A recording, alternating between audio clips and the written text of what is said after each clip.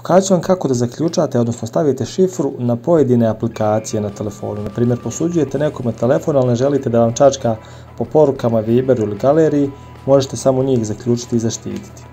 Ići ćete na podešavanje telefona tako što ćete naći postavke, znači settings ili podešavanja.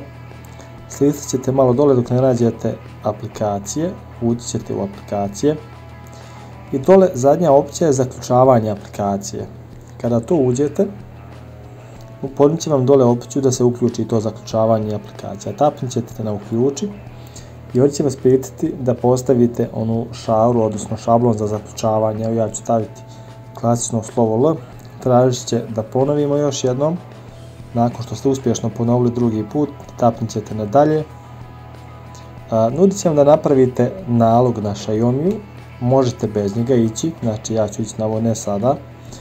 I on mi govori da sa nalogom ako zaboravim svoju šaru moći ću povratiti tu šaru u slučaju zaborava. Ja ću ići na ovo ne sada i ovdje mi sada nudi koje se sve aplikacije mogu zaključiti.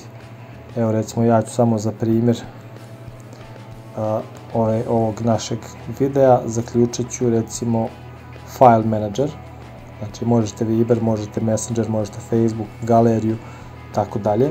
Kad otkačite koje aplikacije želite zaključiti, znači ja ću File Manager, idete na ovo dole koristite zaključavanje. Ukoliko slučajno imate otisak uključen na vašem telefonu, tražite da potvrdite sa otiskom tu opciju, evo ja sam potvrdio i sada mogu izaći iz svega. Sada kad hoću da uđem u File Manager, evo ga ovdje, znači traži mi da unesem šaru ili da stavim otisak prsta. Evo ja sad kada stavim šaru, aplikacija se uredno pokreće. To je to. Ako ti je ovaj tutorial pomogao, prijavi se na moj kanal jer snimam zanimljive i brze tutoriale o hardveru i softveru, a svakako bi mi podrška dobrodošla. Hvala.